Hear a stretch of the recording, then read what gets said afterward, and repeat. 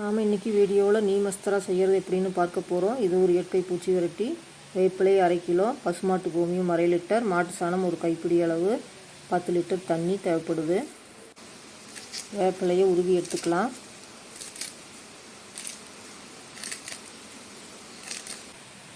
உருவி எடுத்தாச்சு. இதை ஒரு மிக்ஸி ஜாரில் போட்டுக்கலாம்.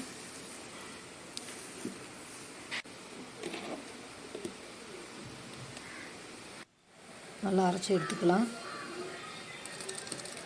இதை ஒரு பக்கெட்டில் மாற்றிக்கலாம். சாணத்தை தண்ணியில் நல்லா கரைச்சிக்கலாம்.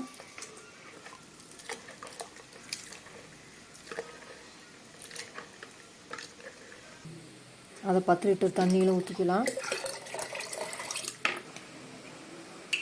கோமியம் 1/2 லிட்டர் ஊற்றிக்கலாம்.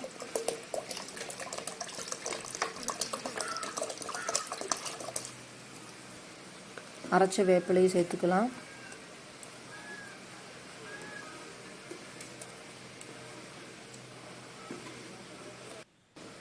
நல்லா கலந்து விட்டுக்கலாம். ஒரு காட்டன் துணியால் நல்லா கட்டி வச்சுக்கலாம். இது ரெடியாகிறதுக்கு 2 நாள் ஆகும். தினமும் காலை மாலை கலக்கி விடணும். neemastra தயாராகிடுச்சு. நல்லா கலக்கி விட்டுக்கலாம். நல்லா ஃபில்டர் பண்ணி எடுத்துக்கலாம். இதை அப்படியே ஸ்ப்ரே பண்ணிக்கலாம். தண்ணி சேர்க்க தேவையில்லை. இது மாவு பூச்சி, இலைப்பேன், அஸ்வினியை கட்டுப்படுத்தும். மாதுளை செடியில் இலைப்பேன், மாவு பூச்சி தொல்லை இருந்தது. இலைப்பேன் இருந்தால் இந்த மாதிரி காய்களில் கோடாக இருக்கும். அது பார்த்தா கண்டுபிடிக்க முடியும். அதை கட்டுப்படுத்த ஸ்ப்ரே பண்ணினோம்.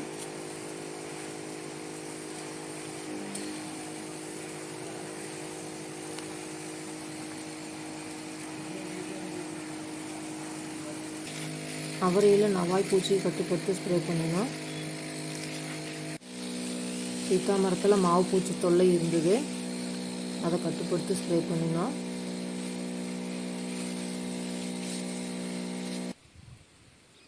ரோஜா செடியில் இலைப்பேன் இருந்தது. அதனால் ஸ்ப்ரே பண்ணினோம்.